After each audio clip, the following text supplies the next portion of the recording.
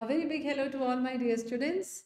Welcome to the T2O series of ophthalmology and favorite channel you and I. So, NEET PG, are we ready? वही हम continue कर रहे हैं. अब exam बहुत ही नज़दीक है. सेशन में क्विक डिस्कशन करेंगे. कुछ 5 हैं जो कि आपके ठीक है. तो देखते हैं क्या क्या सवाल आते हैं. इसके ऊपर हम डिस्कस करते हैं. तो सबसे पहले ये आप क्या देख रहे हो? Refractive surgery. कौन सी? Laser assisted. कौन सी सर्जरी देख रहे हो? लैसिक. लैसिक क्या है? Laser assisted in situ.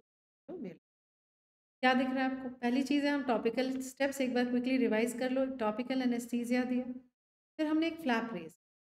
अब जब आप फ्लैप रेज करते हो, आपको क्या याद रखना है? ये हम दो तरीके से कर सकते हैं. या तो हम माइक्रो केराटोम से करेंगे, या एक और तरीका है इस फ्लैप को रेज करने का, और वो है फेमटो. अगर हम फेमटो लेजर से फ्लैप रेज बुलाते हैं आई लैसिक या जेड लैसिक. आई लैसिक या जेड लैसिक. तो इसमें हम लोग फेमटो लेजर यूज करते हैं. उसके बाद हमने क्या किया? हमने लेजर अप्लाई करके कॉर्निया के कर्वेचर को, ये तो सबको कॉन्सेप्ट क्लियर होना चाहिए. More the curvature more power. More power क्या है? अगर मुझे मायोपिया को ठीक करना है तो मुझे कर्वेचर को, अगर मुझे हाइपरमेट्रोपिया को करेक्ट करना है तो मुझे कर्वेचर को बढ़ाना है. ठीक है.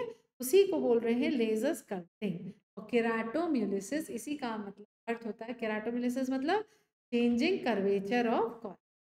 ठीक है. अब जब इसमें जो हम लेजर यूज कर रहे हैं वो कौन सा है? वो है excimer laser. Excimer laser. Excimer laser कौन सा? Argon fluoride 193 nanometre. ये आपका एग्जाम क्वेश्चन. ठीक है. उसके बाद हमने क्या किया? एक बार ये कर लिया, उसके बाद आपका कॉर्निया रीशेप हो चुका है, रीशेप हो गया है. उसके बाद आप फ्लैप को वापस लगा दीजिए और बदल गया. ठीक है. ये हो गया आपका लैसिक सर्जरी. पहला सवाल तो ये पूछा हमने. दूसरा सवाल क्या पूछता है? What is the age? सबसे किस एज में रिफ्रैक्टिव सर्जरी चाहिए? आप बोलोगे मोर देन 18. तीसरा सवाल है स्ट्रोमल बेड मिनिमम कितना होना चाहिए? क्या होता है स्ट्रोमल बेड? यहाँ देखो, स्ट्रोमल बेड का मतलब जब आपने ये लेजर अप्लाई कर लिया उसके बाद जो स्ट्रोम या उसको बुलाएंगे स्ट्रोमल. फ्लैप तो अलग है. ठीक है.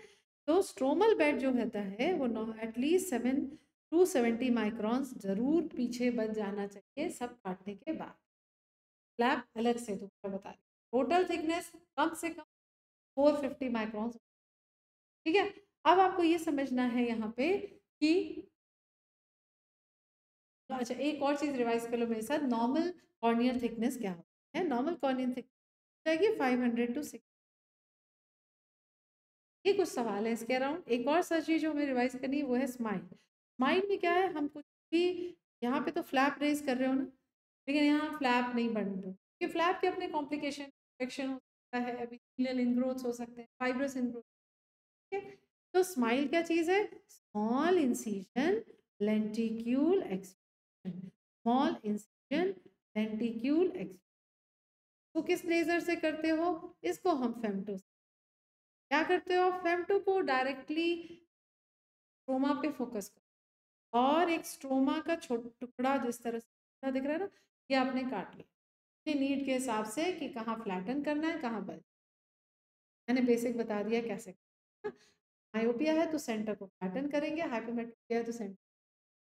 जब आपने ये टुकड़ा काट लिया, अब एक छोटा सा इंसिजन दीजिए और इस टुकड़े को बाहर निकाल. इसी को बुलाते हैं, देखिए यहाँ पे बस इतना सा इंसिजन गया है और इस स्ट्रोमा के टुकड़े को बाहर निकाल. ये हो गया आपका. क्वेश्चन एक चीज आ सकती है, फेमटो लेजर का पल्स ड्यूरेशन एक बार पूछा गया था, आपको याद होना चाहिए 10 to the power of -50. दूसरा सवाल, और कहाँ पे यूज होता है femto laser? Femto laser assisted cataract surgery. ये पता हो. और क्या वेवलेंथ होती है फेमटो लेजर की? 1054 नैनो. ठीक है. याद कर लो, एनडी आ गया 1064 नैनोमीटर, ये है 105. ठीक है. एक बार ये क्लियर हो गया हमें. अब हम नेक्स्ट स्लाइड पढ़ते हैं. ठीक है. कॉर्निया की स्लाइड है, इसको रिवाइज करेंगे हम लोग. कॉर्निया के लेयर्स. सबसे पहले आ गया एपिथेलियम, फिर बाउमेंस मेम्ब्रेन, स्ट्रोमा, डेस्मेट्स मेम्ब्रेन और उसके बाद एंडो। कौन सी लेयर मिसिंग है जो होनी चाहिए? दुआस लेयर। क्या होती है दुआस लेयर? स्ट्रोमा और डेस्मेट्स। ये कौन सी लेयर है? दुआस लेयर। दुआस लेयर जो है, हरमिंदर दुआ इज द साइंटिस्ट जिसने ये डिस्कवर किया था, इसलिए तो ये 6th लेयर हो गई कौन सी? दुआस लेयर। ये जो न्यूएस्ट डिस्कवर्ड या 6th लेयर है, तो बोलते हैं ये one of the strongest layers. एक तो ये बात आपको याद रखना। ठीक। दूसरा और क्या पूछेगा? एपिथेलियम में मल्टी लेयर्ड होता है ना, एक लेयर तो है नहीं। पहली चीज पूछते हैं कौन से एपिथेलियम, आप बोलोगे नॉन केराटिनाइज स्ट्रैटिफाइड। स्ट्रैटिफाइड होता है ना, तो stratified epithelium, non keratinize, this is the answer. ठीक है। इसके बाद आप ये भी आपको याद होना चाहिए कि एपिथेलियम में सब, उसके बाद विंग सेल्स होते हैं, फिर ऊपर क्यूबॉइडल्स आ जाते हैं सेल, है ना। और सबसे ऊपर लेयर में क्या होता है? थोड़ा बहुत कुछ मुझे वर्बली बोलना पड़ेगा क्योंकि ये बहुत क्विक डिस्कशन है, ज़्यादा टाइम आपका। तो सबसे ऊपर वाली लेयर क्या है? उसमें माइक्रोविलाई होते हैं ना। तो वो क्या है? वो किस चीज़ के लिए हेल्प कर रहे हैं? टीयर को होल्ड करने। ठीक है। तो ये लेयर्स ऑफ एपिथेलियम हो गया। और कुछ सवाल पूछ सकता है एनाटॉमी से, आपसे पूछ सकता है कौन सा layer does not regenerate. Do not regenerate में ये दो याद रखने हैं जो बहुत इंपॉर्टेंट है और एग्जाम में पूछे गए हैं। पहला हो गया एंडोथीलियम। एंडोथीलियम कभी भी रीजनरेट नहीं होता। एंडोथीलियम का बहुत इंपॉर्टेंट काम है।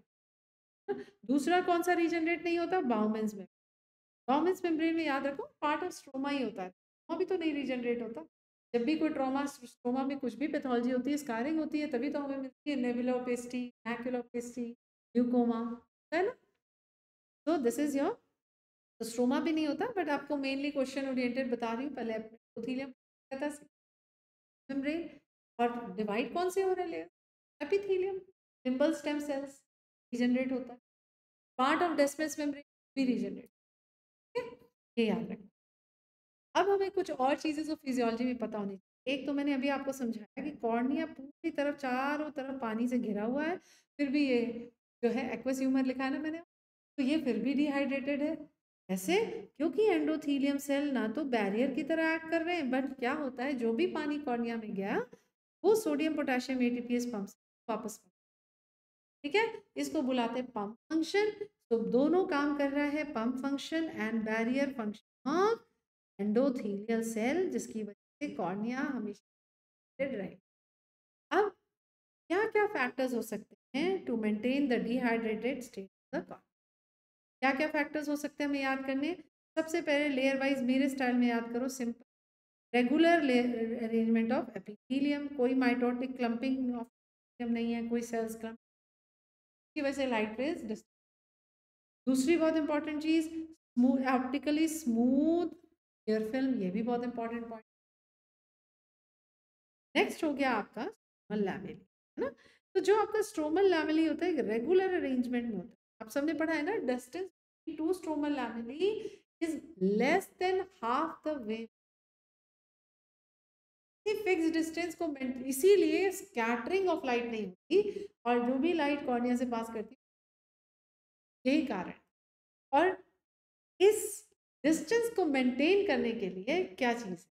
ग्लाइकोसा अमीनोग्लाइकेंस। ये आपका एग्जाम का ग्लाइकोसा अमीनो कौन से होते हैं, कौन से जिससे ट्रांसफर है? आपको क्या याद करना है? केराटिन सल्फेट, और ये पहला ऑप्शन दोगे, आंसर करो ये नहीं है तो दूसरा ऑप्शन फेट, दोनों सल्फेट है, keratin sulphate and chondroitin sulphate. ठीक है। अब इसके बाद आपको क्या, नेक्स्ट क्या आ गया लेयर? एंडोथीलियम, वो भी हमने पढ़ लिया, that pump function and barrier function of endothelium cell will also. और कोई फैक्टर कंट्रीब्यूट कर रहा है? और कौन सा factor? A vascularity of the corn, important है। नो ब्लड सप्लाई, खाली ब्लड वेसल्स कहाँ पे होते हैं? लिम्बस पे। तो ए वस्कुलरिटी ऑफ द कॉर्निया। और कुछ? Normal intraocular, normal intraocular. भाई नॉर्मल इंट्राओकुलर, इस चीज को आप, कि स्ट्रोमा में एक स्ट्रोमल प्रेशर है जो कि around 53 to 5 millimetres of mercury. जब भी इस प्रेशर से ऊपर इंट्राओकुलर प्रेशर आएगा, एडीमा हो जाता है। ठीक है, तो ये सारे फैक्टर्स इस वाली स्लाइड में लिखे हैं, अलग अलग फैक्टर्स जो कि कंट्रीब्यूट कर रहे हैं। तो आप याद रखो, if intraocular pressure, if it is more than corneal stromal pressure, अब क्या होगा, एपिथेलियल एडीमा, और जब भी एडीमा होगा नेचुरली ट्रांसपेरेंट हेजीनेस हो जाएगी। और कोई फैक्टर है, एक और लिखा हुआ है, वो भी दिमाग में रख लो, absence of myelin sheath around corneal की भी वजह से इतनी ट्रांसपेरेंट कॉर्निया और not disturbing the light ray, ऐसा क्यों होता है, ये सारे कारण इंपॉर्टेंट है। ये टॉपिक आपसे पूछा जाएगा, चाहे वो एमबीबीएस लेवल हो, चाहे वो पीजी एंट्रेंस, ठीक है, या पीजी लेवल।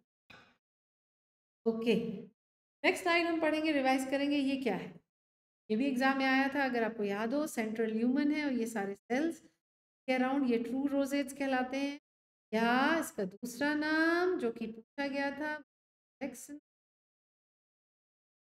है ना, फ्लेक्सनर विंटरस्टीनर। तो हम बात कर रहे हैं डिफरेंशिएटेड सेल्स ऑफ नोब्लास्ट, बात कर रहे हैं डिफरेंशिएटेड सेल्स।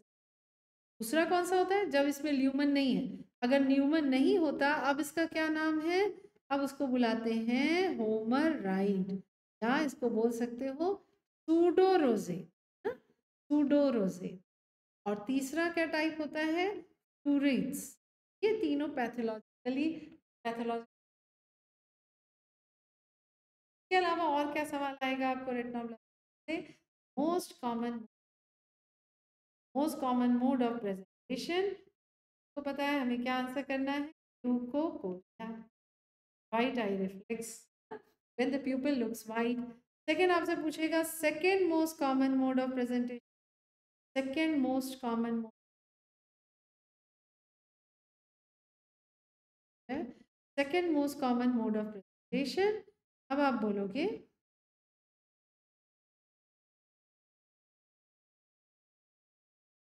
दिस स्ट्रैबिस्मस, और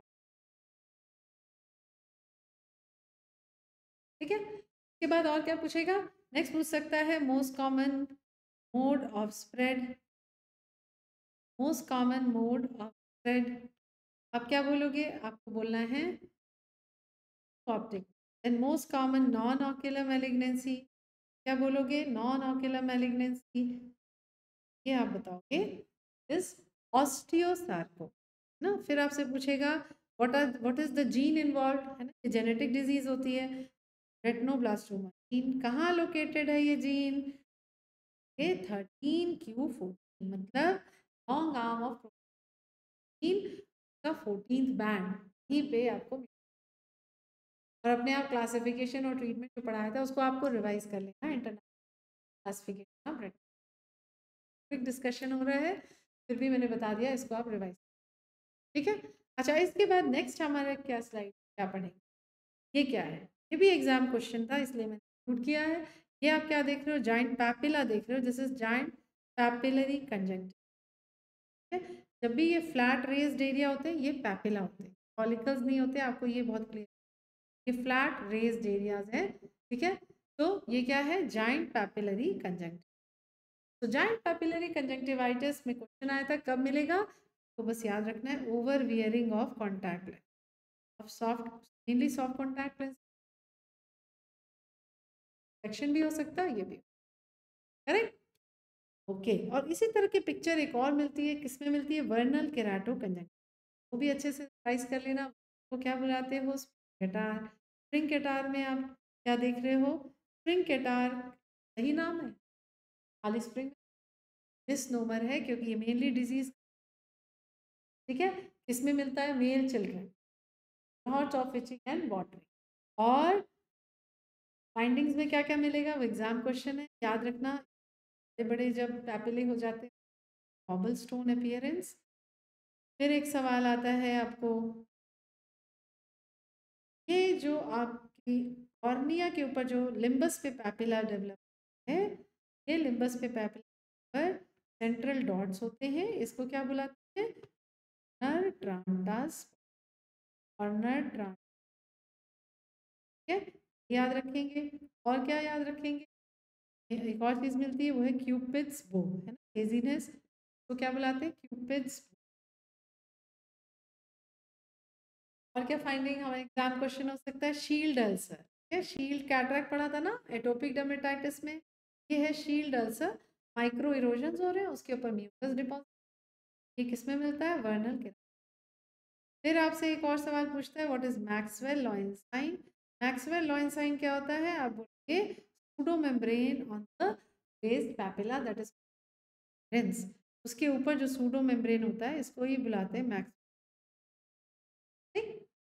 स्नोफिल्स हैं, हॉर्नर ट्रंटा स्पॉट्स क्या हैं, हॉर्नर ट्रंटा स्पॉट्स आर स्नोफिल, ठीक है, ये एक और सवाल, क्योंकि इसमें स्नोफिल्स मेनली प्राइमरी है, ये कौन सा हाइपरसेंसिटिविटी है, टाइप 1 हाइपर, ठीक है, तो ट्रीटमेंट में हम मेनली एक और सवाल है कि वर्नर केराटो कंजंक्टिवाइटिस का मरीज इतना रबिंग करता है कि ये कई बार एसोसिएटेड होता है केराटोकोनस, देखो केराटोकोनस हो सकती है अगर वो टू मच ऑफ रबिंग करेगा तो ऐसा हो जाता है, ठीक है, ये कुछ क्विक पॉइंट्स है जो आपको याद रखने हैं। नेक्स्ट हम पढ़ेंगे, अभी आप क्या देख रहे हो, ये छोड़ दो, ये तो लाइट रिफ्लेक्शन है, आप देख रहे हो नेबुलर बेस है और आप देख रहे हो एक आयरन फॉरन जो कि सुपर, ये जो आयरन फॉरन बॉडी है इस पे आते हैं, सबसे इंपॉर्टेंट चीज कि कैसे निकालोगे, 26 गेज नीडल से स्क्रैप करके उसके बाद पैड एंड बैंडेज, ये तो मेन मैनेजमेंट एक बार पूछा, आप लोग को ये पता, ठीक। दूसरा पूछा गया most commonly iron foreign body का मोड क्या होता है, मोस्ट कॉमन मोड होता है चिजल एंड हैम, ये भी एग्जाम क्वेश्चन है, आप बोलो चिजल एंड, अगर आपसे पूछते हैं मोस्ट डेंजरस फॉरन बॉडी कौन सी है, तो मोस्ट डेंजरस आयरन नहीं होती है, आपको बोल कि कॉपर में कई बार ब्लाइंडनेस भी हो सकती है, ठीक है, कॉपर को, और यही आयरन जब आंख के अंदर चला जाए अब उसको क्या बुलाते हो, सिडरोसिस, इंट्राऑक्यूलर आयरन इज सिडरोसिस।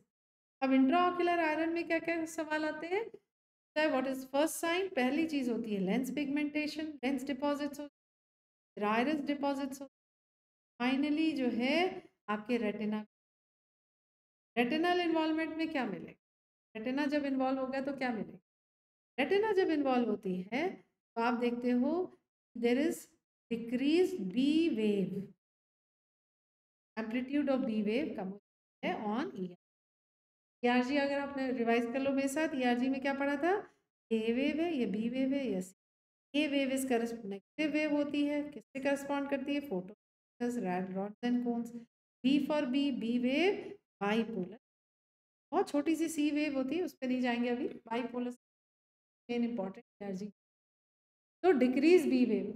फिर एक सवाल आया था मॉनिटर कैसे करोगे, इंट्राऑक्यूलर आयरन किसी की आंख में पड़ा हुआ है उसको कैसे मॉनिटर करोगे कि यार क्या डैमेज हुआ, ठीक है चल रहा है नहीं ठीक चल, तो आप क्या करते हो, आप बोलोगे सीरियल इलेक्ट्रो रेटिनोग्राफ, ठीक है, यही करते हैं सीरियल इलेक्ट्रो। इसके अलावा आयरन अगर क्विक रिवाइज करो तो आपको ये भी याद होना चाहिए, एक और आयरन डिपॉजिशन हम लोग ने जो पढ़ा है वो है सुपरफिशियल में, अगर कोई हमें कॉज नहीं पता,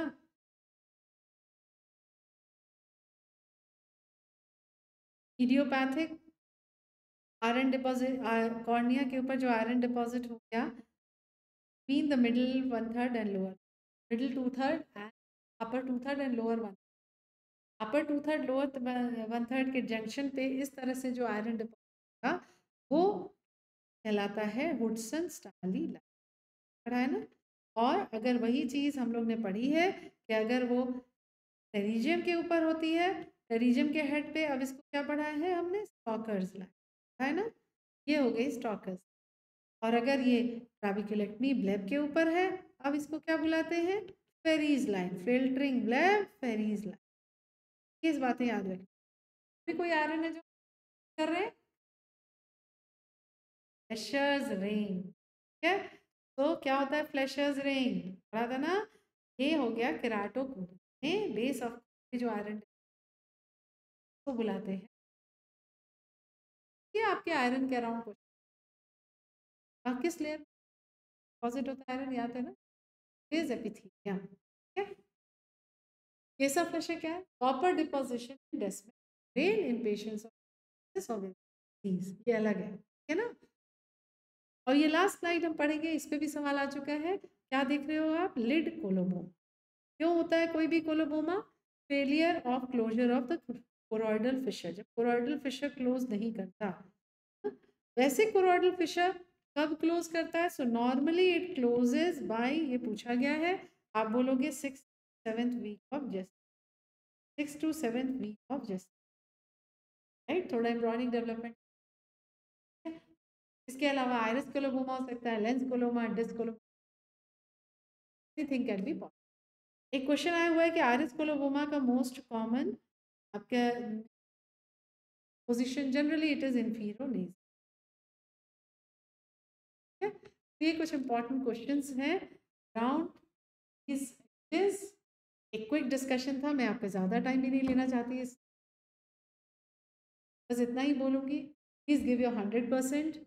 एग्ज़ाम के एक दिन पहले नॉर्मल रूटीन तो वैसे भी रखना चाहिए, दिन में पढ़ना चाहिए, रात में बायोलॉजिकल क्लॉक से लगा, है ना, ये सिर्फ साइकोलॉजिकल सेटिस्फैक्शन, अगर मजबूरी है और एग्ज़ाम के एक दिन पहले please no, have a proper sleep, ठीक से जाना, ठीक है।